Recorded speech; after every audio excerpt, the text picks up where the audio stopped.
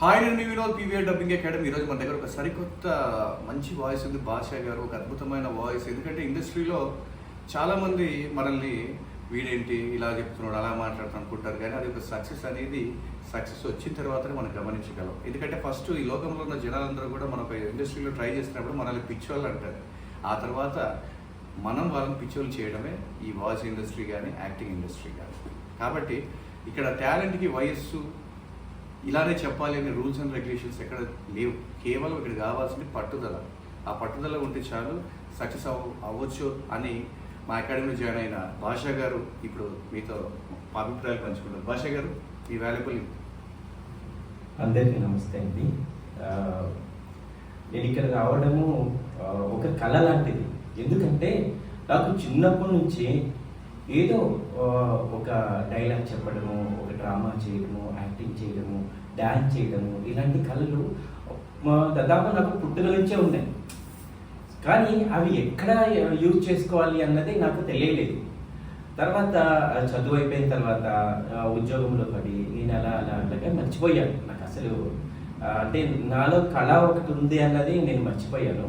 తర్వాత ఆ సీరియల్స్, ఆ టీవీలో ఆ జబర్దస్త్ అవి చూసిన తర్వాత నాలో కూడా ఏదో కళ ఉంది కదా, నేను కూడా ఏదో నిరూపించుకోవాలి అని కొంచెం ప్రయత్నిస్తే 1-2 కార్టూన్స్లో చెప్పాను. కాకపోతే అక్కడ చెప్పింది ఒకటైతే నేను తర్వాత పీవీఆర్ డబ్బింగ్ అకాడమీకి వచ్చి ఇక్కడ నేర్చుకుంది చాలా ఉంది. ప్రతిదీ ఈ నవరసాల్లో కరుణ, బీభిత్సము, క్రోధము, శాంతము, ఇందులో చాలా ఇక్కడ వినోద్ సారు ప్రతి చిన్న యాక్టింగ్, చిన్న మూమెంట్ కూడా ఆయన చెప్తుంటే ఒక్కొక్కసారి నాకు కళ్ళల్లో కూడా నీళ్ళు వచ్చేస్తాయి. యాక్టింగ్ ఇలా చేయాలా అనేసి.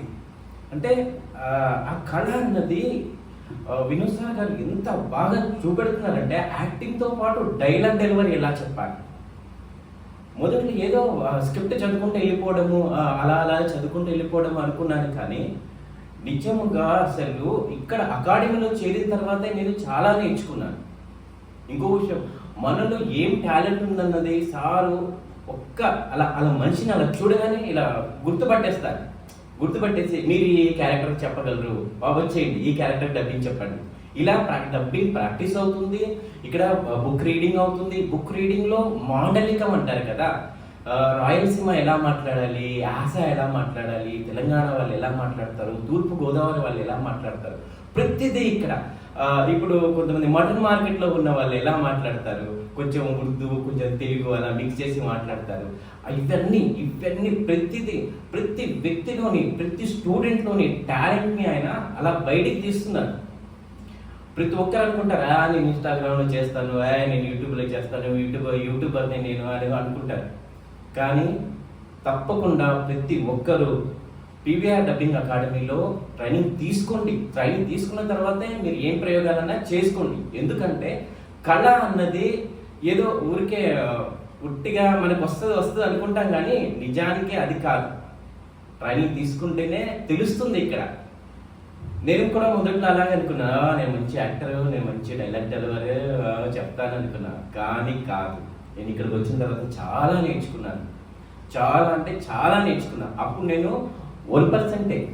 ఇప్పుడు నేను కనీసము ఒక 50% దాటాను. చాలా లర్న్ చేశాను sir. Thank you very much sir. Okay భాషా గారు. కాబట్టి భాషా గారు అభిమానం అవన్నీ కూడా మనం కేవలం కొని తెచ్చుకున్నవి కాదు, అది మనం నేర్పించిన విద్య ద్వారా మాత్రమే వచ్చినాయని నేను మాత్రం అనుకుంటున్నాను. కాబట్టి భాషా గారు ఖచ్చితంగా ఫ్యూచర్లో డెవలప్ అవుతారని కోరుకుంటూ నేను మీ Vinod, PVR Dubbing Academy. Thank you very much. Thank you.